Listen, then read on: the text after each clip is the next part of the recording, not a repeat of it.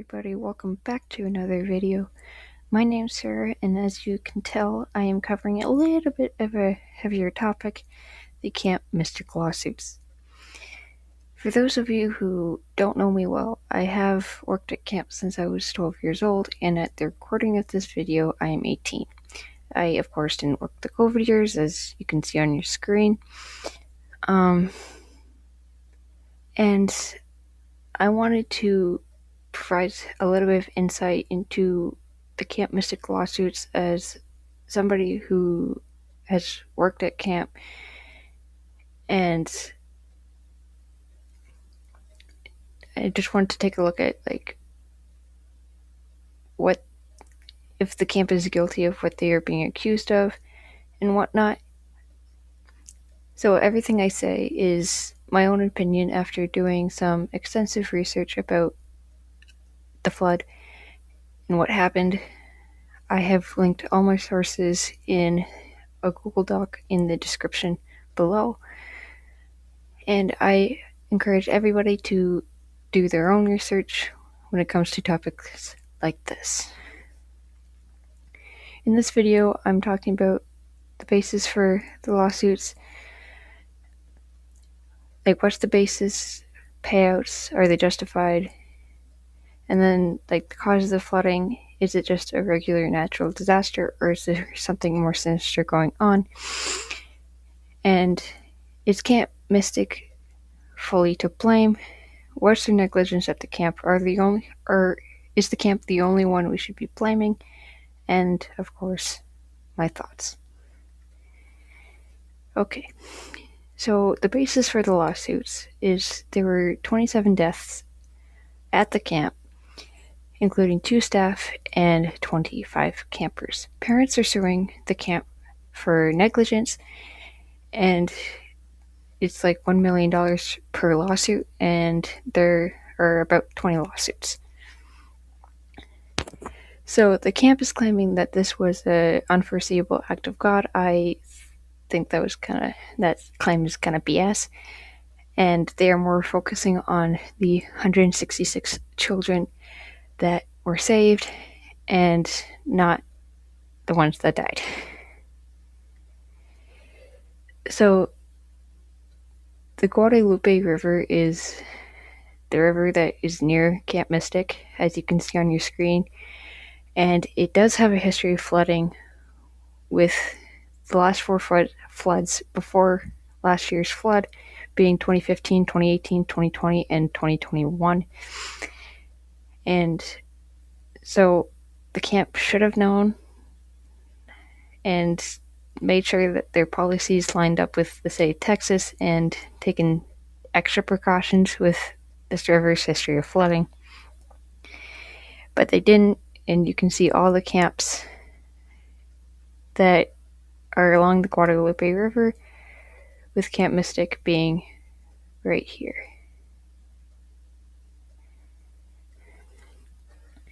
So let's take a look at the camp policy. So they have the never evacuate policy, a failure to act, and inadequate equipment.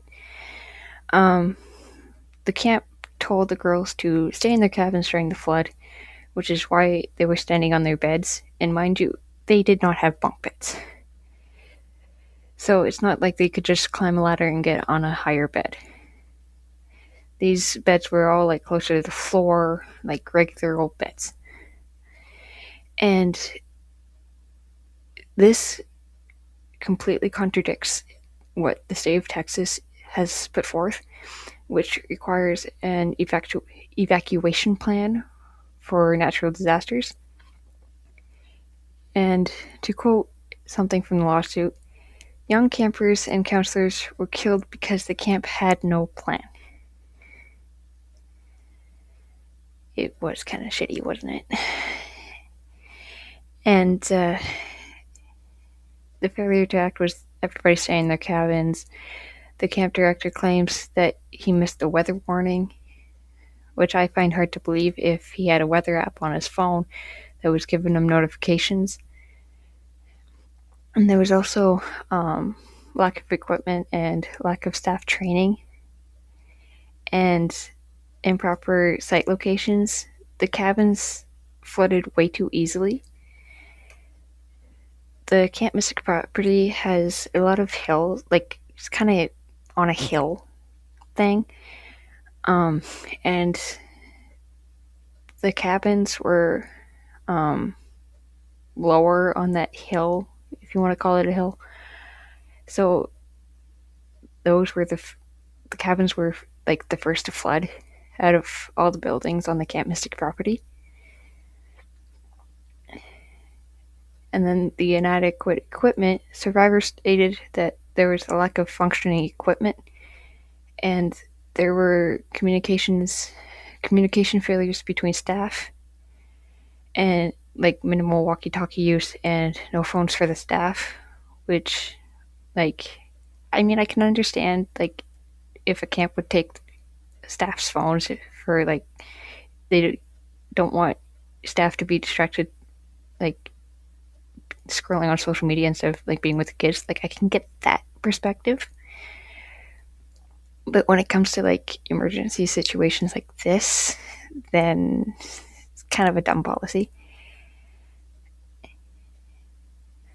And the fact that they were barely using walkie-talkies, that's a red flag right there. And there were no early warning systems.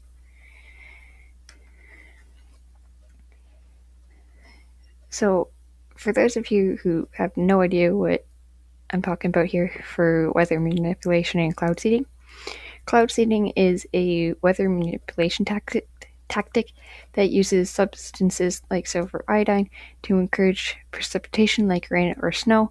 And after the flood, theories circulated online stating that cloud seeding had been done before the flood and caused the flood. A majority of the reports that I've seen said that the cloud seeding that was done beforehand did not cause the flood. I am aware of reports that say that the cloud seeding caused the flood. I don't know which is true because cloud seeding and weather manipulation is heavily unregulated, and it's something that you won't see in mainstream media. However, every report that I have seen acknowledges the fact that cloud seeding was done beforehand. So this stuff does get done. However, I am unclear if the cloud seeding caused the flooding. So my message to camps right now is reevaluate your natural disaster policy. Don't just have a plan A. There are 26 letters in the English alphabet.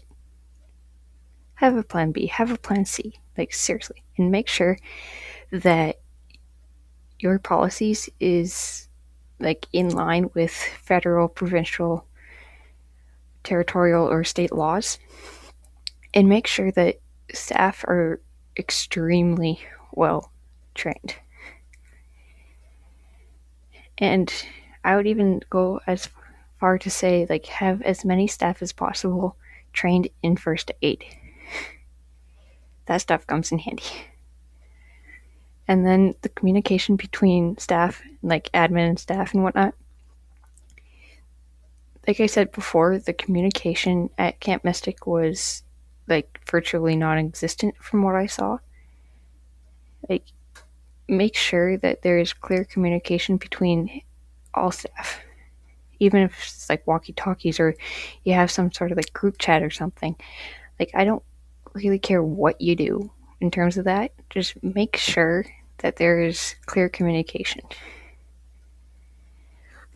And then also accountability. If something like this does happen at your camp, which I hope it doesn't, always tell the truth. Don't twist the story. There is such thing as contempt of court and lying under oath.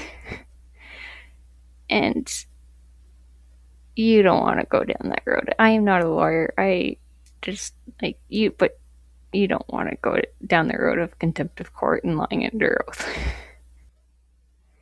If cloud seeding caused the flood, then what? If this flood was caused by the weather manipulation, then the camp isn't fully to blame. Like, yes, there was negligence at Camp Mystic, but if the claims of the cloud seeding causing the flood are true, then the people who seeded the weather should also be held accountable. Thank you for watching. Camp staff and lawyers, what are your thoughts on this? And like I said in the beginning of this video, do your own research and go to trusted sources. That's all for today's video. Hope you enjoyed. Please like, comment, and subscribe, and I will see you in the next video.